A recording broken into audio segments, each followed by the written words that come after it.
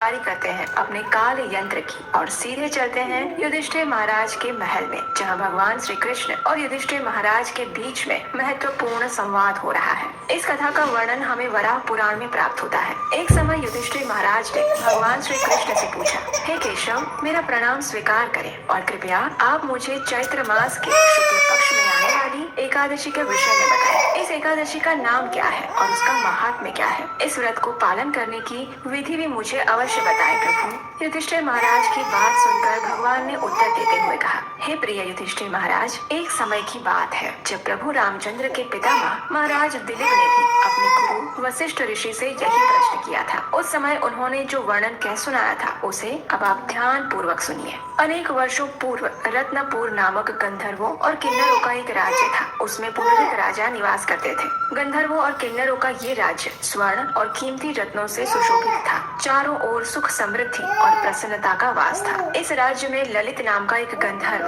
अपनी पत्नी ललिता के साथ रहता था। ललिता एक विशेष नर्तकी थी। उन दोनों में अत्यंत प्रेम था। उनके घर में हर प्रकार की सुख संपत्ति थी और उनके संबंध में इतनी प्रगाढ़ता थी कि वे दोनों एक क्षण भी एक दूसरे के बिना नहीं रह सकते थे। एक बार राजा पुंडरीक की सभा में सभी गंधर्वों द्वारा गायन और नृत्य का कार्यक्रम चल रहा था। उस सभा में गंधर्व ललित भी था, लेकिन उसकी पत्नी वहाँ न होने के कारण उसका मन थोड़ा विचलित था और बार बार वह अपनी पत्नी का स्मरण कर रहा था। इस कारण से उसका स्वर बिगड़ गया और उसी समय उस राजा के दरबार में बैठे हुए एक ईर्ष्यालु सर्प, जिसका नाम करकोटक था, उसने ललित के नृत्य और गायन में होने वाली इस विसंगतता को देख लिया और उसे राजा को जाकर कह सुनाया। जब राजा को इस बात का पता चला तो वे अत्यंत क्रोधित हो गए। उन्होंने इस बात को स्वयं का अपमान समझा। गंधर्व ललित अपने पत्नी के विचारों में मग्न था, इस कारण वह अपने कर्तव्य से चूक गया। इस बात पर क्रोधित हुए राजा ने ललित गंधर्व को श्राप देते हुए कहा, हे मूर्ख, अपनी स्त्री प्रति कामासक्ति के कारण तुमने नृत्य सभा में विसंगति का निर्माण किया है,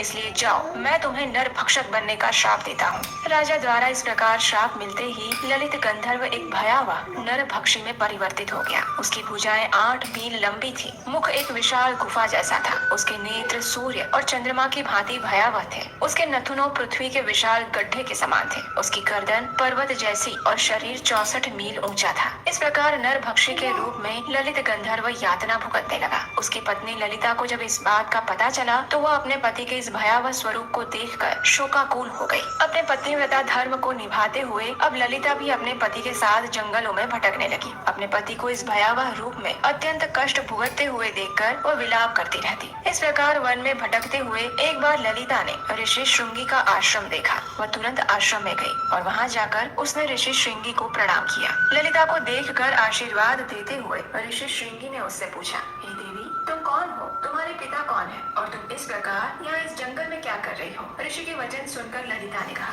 हे ऋषिवर, मैं महान गंधर्व वृंदावन की पुत्री हूँ। मेरे पति गंधर्व ललित को राजा पुंडरीक ने श्राप दिया हुआ है, जिसके कारण वे नरभक्षी राक्षस बन गए हैं। उनका ये कष्ट देखकर मैं अत्यंत दुखी हूँ। हे ऋषिवर, कुछ ऐसा उपाय करें जिसके द्वारा मेरे पति को इस राक्षस योनि से मुक्ति मिल सके। ललिता की प्रार्थना सुनकर ऋषि श्रृंगी ने कहा, हे गंधर्व कन्या, आने वाले कुछ ही दिनों में चैत्र मास के शुक्ल पक्ष की कामदा एकादशी आने वाली है। तुम इस व्रत का श्रद्धा और कठोरता पूर्वक पालन करो और उससे प्राप्त पुण्य फल को अपने पति को अर्पित कर दो। इससे वे अपनी राक्षस योनि से मुक्त हो जाएंगे। यह व्रत समस्त इच्छाओं को पूर्ण करने वाला है। ऋषि के वचन सुनकर सांत्वना प्राप्त ललिता ने श्रद्धा और निष्ठा पूर्वक कामदा एकादशी व्रत का पालन किया। द्वादशी के दिन भगवान वासुदेव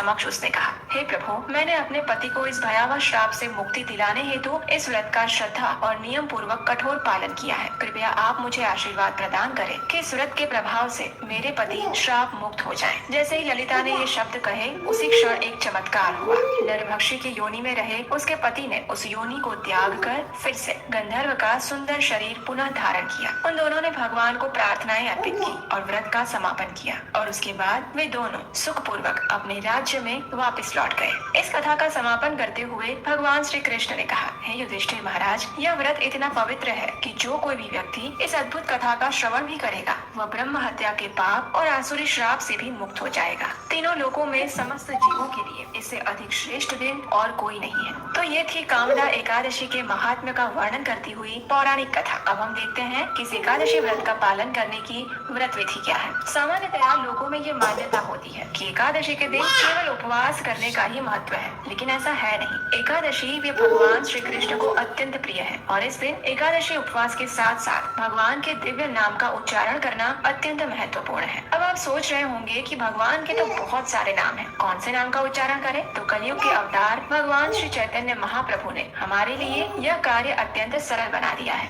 एकादशी के दिन आपको सिर्फ एक ही अत्यंत सरल मंत्र का उच्चारण करना है और ये महामंत्र है हरे कृष्ण कृष्ण कृष्ण हरे हरे, हरे राम राम राम हरे हरे। ये मंत्र कलयुग के जीवों का उद्धार करने वाला है, इसलिए एकादशी के दिन इस महामंत्र की अधिक से अधिक माला का जप करना चाहिए। एकादशी के दिन किसी भी प्रकार का अन्न ग्रहण नहीं करना चाहिए, चाहे वो दाल हो, गेहूं हो, बाजरा हो, चावल या फिर कोई फलियां जैसी सब्जियां। प्रयास करें कि अपने साथ साथ अपने परिवार जनों को भी इस एकादशी व्रत का पालन करवाएं। यदि ये संभव न हो तो कम से कम उन्हें एकादशी के दिन अन्न प्रसाद तो भोजन में ना ही दें। इसके विकल्प में आप स्वादिष्ट अनेक प्रकार के एकादशी प्रसाद या व्यंजन बना सकते हैं। उन्हें भगवान को भोग लगाकर परिवार के सदस्यों को दे सकते हैं। एकादशी के दिन प्रयास करें कि प्रातः ब्रह्म मुहूर्त में उठ जाएं, अपने नित्य कर्मों से निवृत्त होकर भगवान की मंगला आरती अपने घर में करें अथवा उसका ऑनलाइन दर्शन करें। तुलसी देवी को जल अर्पित करें और उनकी 4 बार प्रदक्षिणा करें। घर में आप संध्या के समय कीर्तन भी कर सकते हैं। इस प्रकार एकादशी के दिन संपूर्ण समय हरि भजन और भगवान के महामंत्र का नाम उच्चारण करने में व्यतीत करें और दूसरे दिन प्रातः पारण के समय पर किसी भी अन्न प्रसाद के साथ आप एकादशी व्रत का पारण कर सकते हैं। पारण से पूर्व ब्राह्मणों या वैष्णवों को दान दे सकते हैं। एकादशी के अगले दिन यानी द्वादशी पर निर्धारित समय पर ही पारण करने का विशेष महत्व है